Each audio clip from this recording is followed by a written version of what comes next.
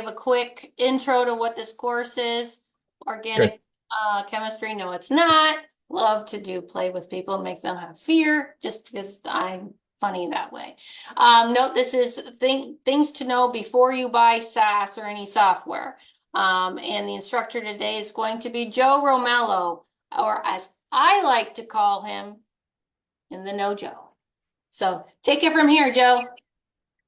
Okay, Tiffany, thank you. Hi, everybody. Today we're going to talk about SaaS. We're going to run through these bullet points.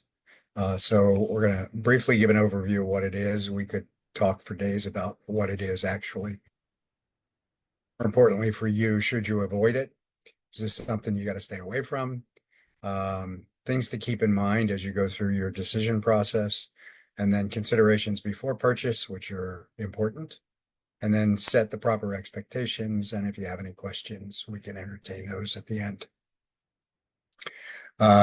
So as Tiffany said, she likes to refer to me as in the know Joe. I'm a transformation consultant. I have been helping people on their journeys to move from one paradigm to another, from one culture to another. The latest craze for the past few years has been digital. Digital is not a destination. Digital is just an evolution along the path. If you go back into the 80s, everybody said the PC transformation, and all that was buying an IBM PC.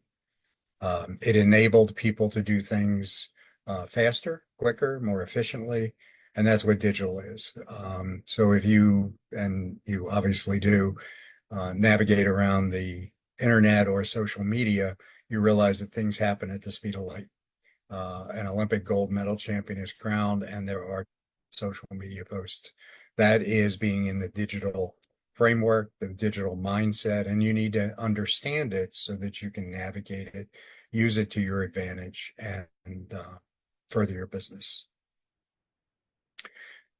Whoops, sorry, went the wrong way. So what is SaaS? SaaS stands for software as a service. It was a geek speak word that came out probably in the early 00s, the late 90s. If you want an example, if you have a Gmail account or a Hotmail account, those are two examples of email SaaS. You don't have to do anything but log on and sign up for one, and then you effectively, with Google, give away your privacy. If you have at gmail.com, Google reads everything that you send, everything you receive, everything you attach, all the attachments that are attached. That's one of the proxies that they take in exchange for providing you with free Gmail service. Not all SaaS is free, and we're going to talk about, for your business, those that aren't, since you can make the decisions on your own. But if you have a business, you won't be using an @Gmail account, or I would say you shouldn't be using an @Gmail account. You do not want to give all of your corporate jewels to Google so that they can exploit it. If you don't believe that Google reads all your email, send an email to a friend and reference something that you've never, ever said publicly, online, over a phone, in a text, ever.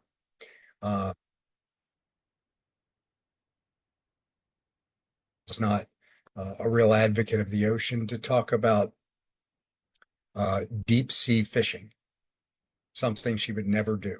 She did it. She sent me an email and said, we should discuss deep sea fishing. Then I told her to go onto her laptop, open up Chrome, open up Firefox, and say vacation spots. And prior to that, she had opened up vacation spots, and she got, based on her interests, she got, fully paid vacations to Europe, fully paid vacations to South America. After she sent that email to me, all of her vacations now had deep sea fishing bent on them. Not only in Gmail, in Google Chrome, but in Firefox. So Google takes this information and sells it at the speed of light to other companies. So that's one of the horror stories of quote free. Nothing is ever free. And keep that in mind as you move through your journey. So should you avoid it? Absolutely not. Without question, this is the way that the world is moving. You need to be part of that world, so get on the bandwagon.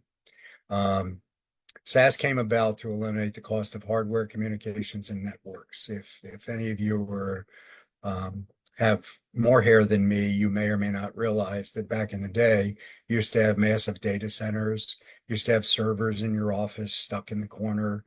They would collect dust, but they would also run the hub business out to the internet. If you look at today's landscape, you have Office 365, which if you haven't seen it, you should explore it. You have, just though I disparage Gmail, Google also offers a pay for service mail for your corporate account. So if you have abc.com, you can host that on Google, get Gmail, get all the Google Docs that you like and things like that. It's a paid service, costs you per seat, just like Office 365 costs you per seat. But because they want your business, they will give you the mainstream apps that, 10 years ago cost you $6.95 or $7.95, whatever the going rate was. You get all of that access for free by being a monthly subscriber. And the monthly subscriptions are down in the tens of dollars. We're talking $15.95 if you're a list user for Office 365, $12.95 for Google, things like that. So you should explore those as part of your business journey to get an identity online. HubSpot, Minecraft. My son plays Minecraft like a religion. But those are in those cases, they are free and also for pay for service. And that may or may not work for you. It just depends, but do some sort of due diligence on these. And then for those non-free, expect a monthly or quarterly or semi-annual or annual subscription that binds you into a contract for that period of time. So if you buy at the monthly level, you're not going to pay 12 times that for the annual subscription. You're going to pay far less. And they use that as a hook to pull you into a 1-year subscription. The idea now with all these SaaS providers is as you put more and more of your business data on their platforms, the cost to switch becomes more and more and more expensive because the cost to switch is on you.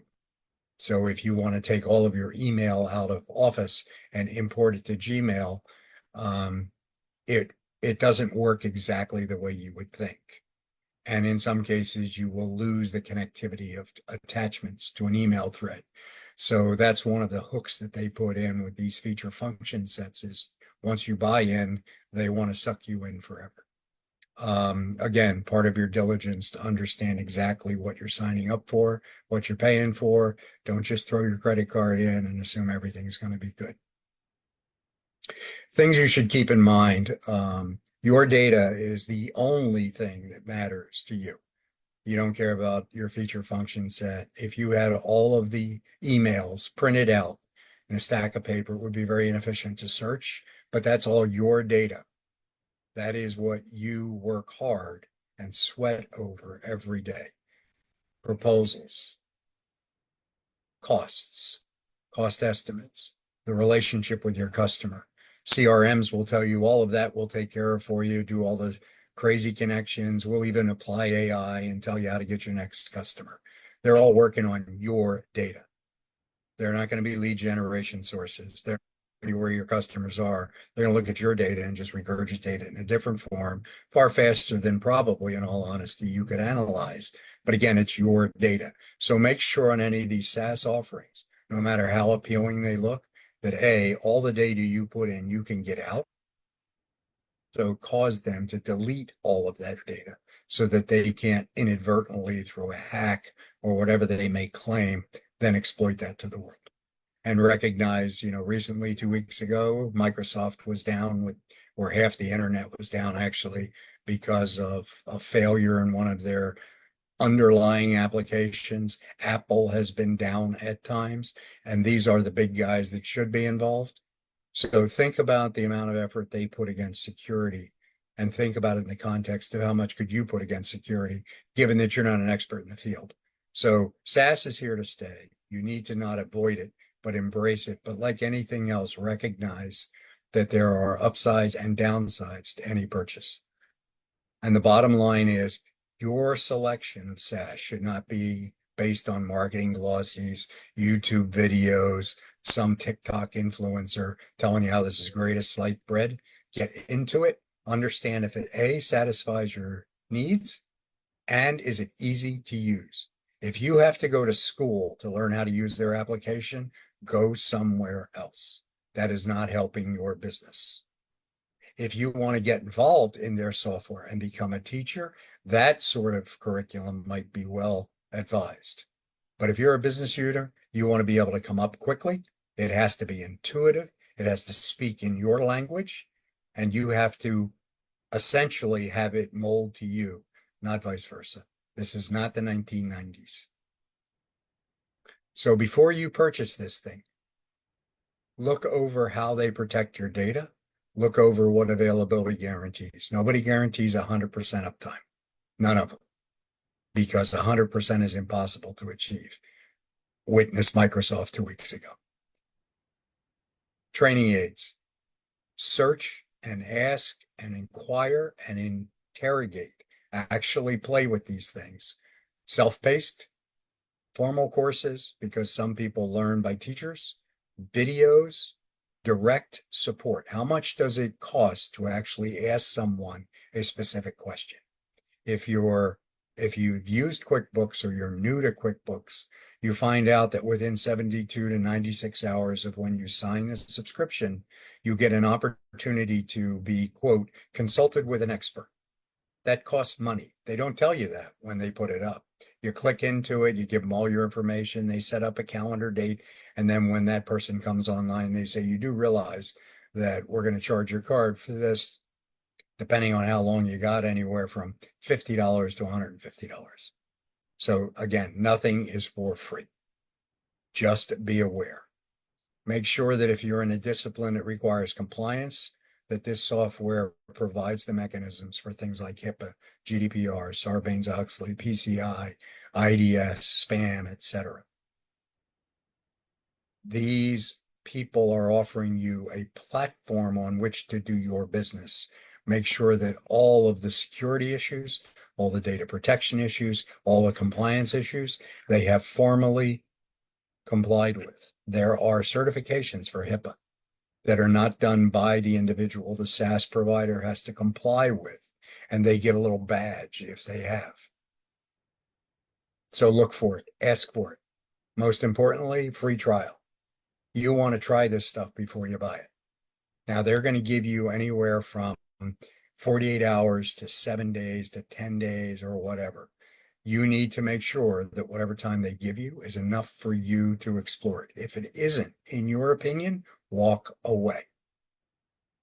Recognize you know nothing about this. So if they tell you we'll give you an overnight trial before we subscribe, walk away. You need to have enough time to get in there, figure out how it works, and find out if it works for you. So 7-day trials, if you have the time, put it in. You're not going to get much more than 7 or maybe 10 days, but then look for the 30-day out clause. So if you cancel your subscription within 30 days of the day you subscribed, most of these guys provide you with a no cost out, which means they refund your first subscription payment and you're free and clear. Make sure you can get out of this quickly. Don't be afraid to try it a couple of 3 times. Again, this is an offer in the marketplace coming to you. Don't look at it as, oh, I'm begging to get in. You're the buyer. You're not the seller. You're not some sheep in the herd. You're the buyer. It's your hard-earned money that they want. Make them earn it. You have a body of data today in something. You either have it in spreadsheets, you have it in Word documents, you have it in handwritten notes, which I hope you don't, but if you do, you do. Find out how you get all of that data now into this new platform that's supposedly going to make your life easier. Because what they'll say is, well, today's the first day of your business. Well, that's bullshit. Today is not the first day of your business. You've been slaving away for a while. You need to make sure that all of that history is provided to you in some way, shape, or form. Now, depending on how you've characterized it, depending on how you've collected it, depending on how you have put discipline against your data, let's think of a spreadsheet. If every piece of data in a column called company is a company name, that's good. If were tired or something, you just put a note in there, then the quality of your data is going to affect the quality of this performance. So if first name is not something that you honored in your spreadsheet, then go through and sanitize that before you put it up. Otherwise, you're going to have garbage in and you're going to get garbage out. And what are you going to point to? Worked fine before I got this thing. Doesn't work now. When in fact, it was the way you provided the data to the platform that didn't allow it to operate the right way.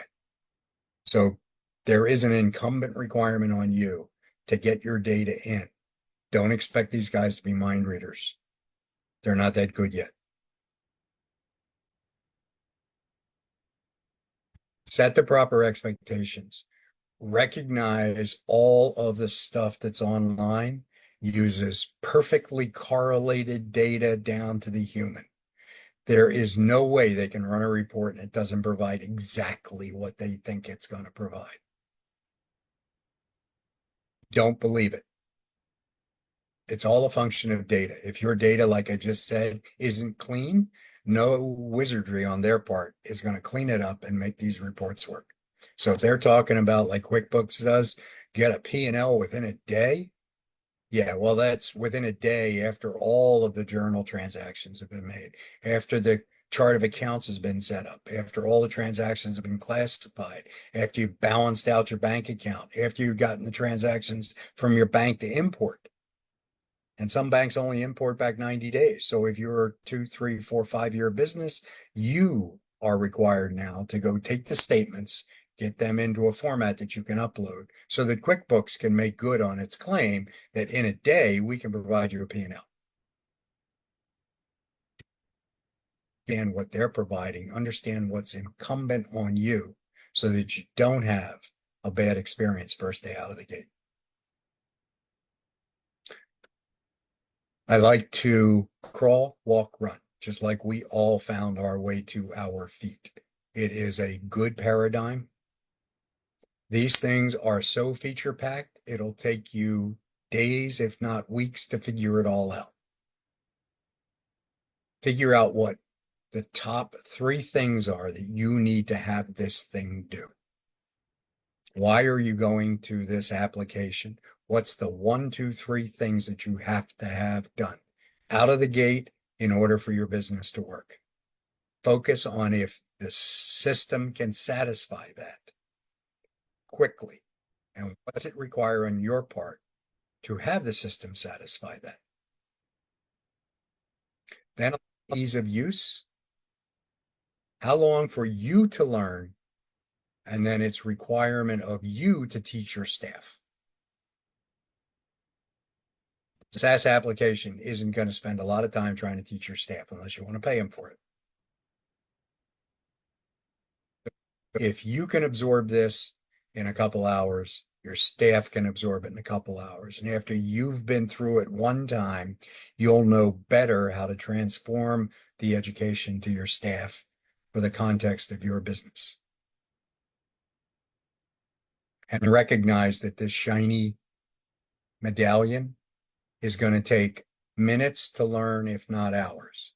And every one of those minutes or hours that you spend trying to learn this thing is minutes and hours you don't have on driving your business. So there is a cost to implement these. So find a window. If summer is your least busy season, then pick summer to pick this up. If the fall or the winter is your less than busy season, then pick that time. Don't pick it because they threw up the subscription prompt. You pick it based on your time because you are going to be off working your business while you're on learning how to use this for your business.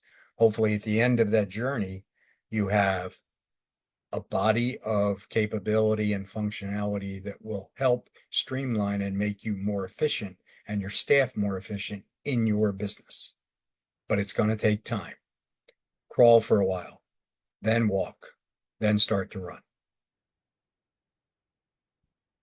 So I'm going to leave this with you. SaaS is a good deal, but for all of the reasons I said, you have to beware. You are the buyer. Buyer beware in this case. Evolve into these applications. Do not jump off the high board into the deep end of the pool. You may not come back up. Remember, you have a business to run. Make sure you can while you're learning, and make sure you can after the purchase. And then keep backups of everything you put into these things outside of the SaaS application. Don't rely on Microsoft's, oh, we can back up anything and restore it. All you need to do is, oh, again, pay us money and we'll do it, but it'll take us maybe 72 hours. You have a business to run. Make sure anything you put into these things, the critical stuff, you get out. You can get it out in CSVs, you can print it out, you can print it to PDFs. I don't really care, but cover your butts. Make sure you cover your butts. This isn't nirvana. This is just an evolution in the path. We used to have disks. How many of you have USB sticks that for some reason the new computers can't read? Oh, but that's where all your data was. Oh, but you didn't keep it current. Yeah, well, they're out to make money. They're not out to protect your data. So make sure you cover it because nobody else is looking out for you except you. My speech on SaaS. If you have any questions, we'd be more than happy to engage in them and try to answer them for you. I don't think it's a bad idea. In fact, I embrace it. I've been trying to push to SaaS since, I'll say, back in the early 00s. The systems today are far more mature, far easier to use, far more compliant with security than they once were.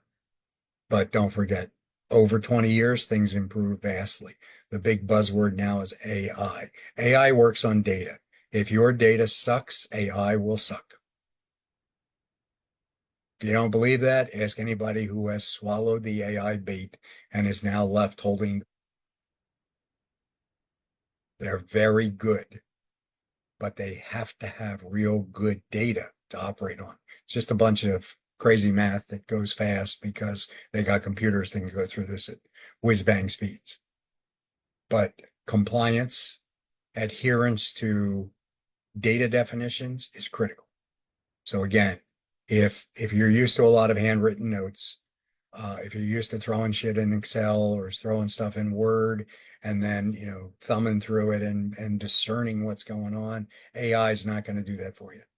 No matter how many times they tell you they read a book and they can tell you what had happened, it isn't. They don't. It won't. At least not now.